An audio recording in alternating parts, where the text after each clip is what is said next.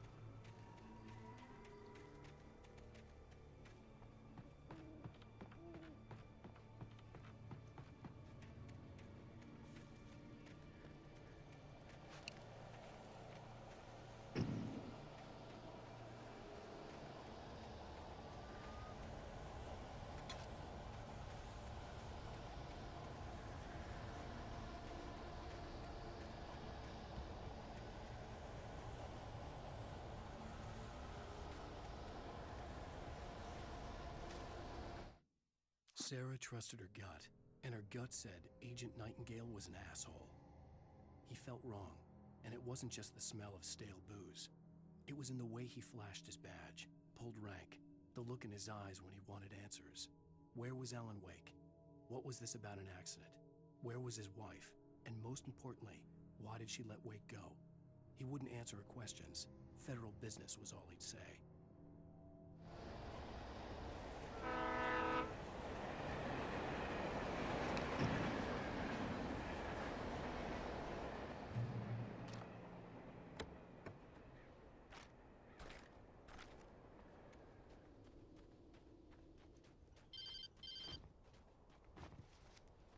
Hello?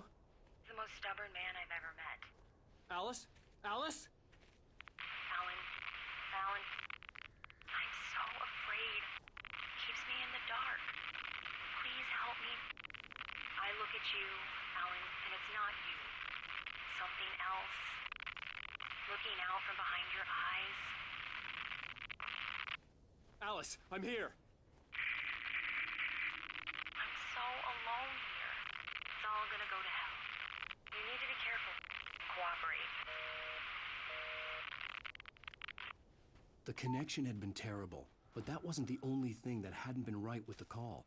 She sounded wrong somehow, but she had called me. The pipe wrenched itself loose from the bridge's steel framework. Wrapped in darkness, it floated in midair, twitching. For a moment, I didn't understand what I was looking at. The heavy object lurched at me with impossible force. I threw myself out of the way, but just barely. When I turned my flashlight on it, it shook in a dark rage before it flew at me again. I could see a railway bridge up ahead and a warehouse of some sort on the opposite shore. I hoped I could find a car from there.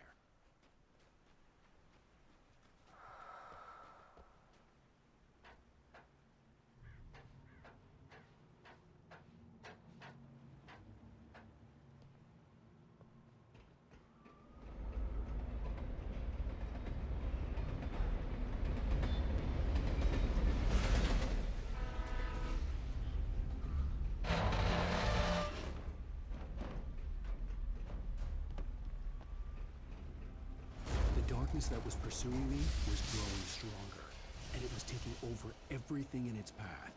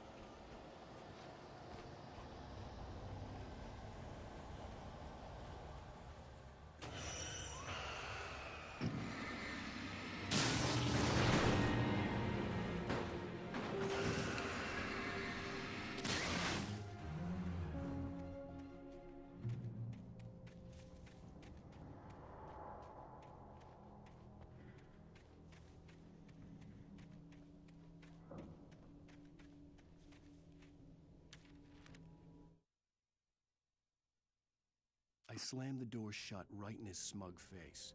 He pleaded for me to open the door. True to form, the asshole actually thought I would obey. I had no sympathy left, no guilt either, not for him. I took a moment to savor the scream. I bet I had a smile on my face. It was all that I had time for. The dark presence was inside the lodge with me.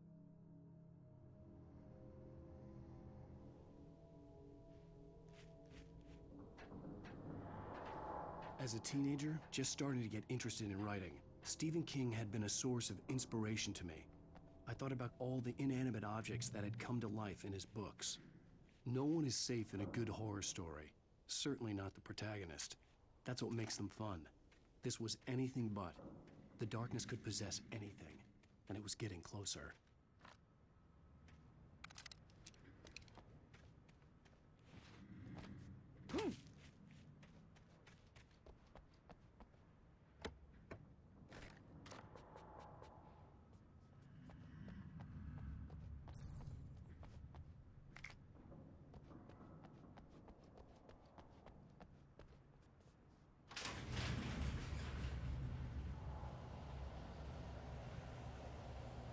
Did you call your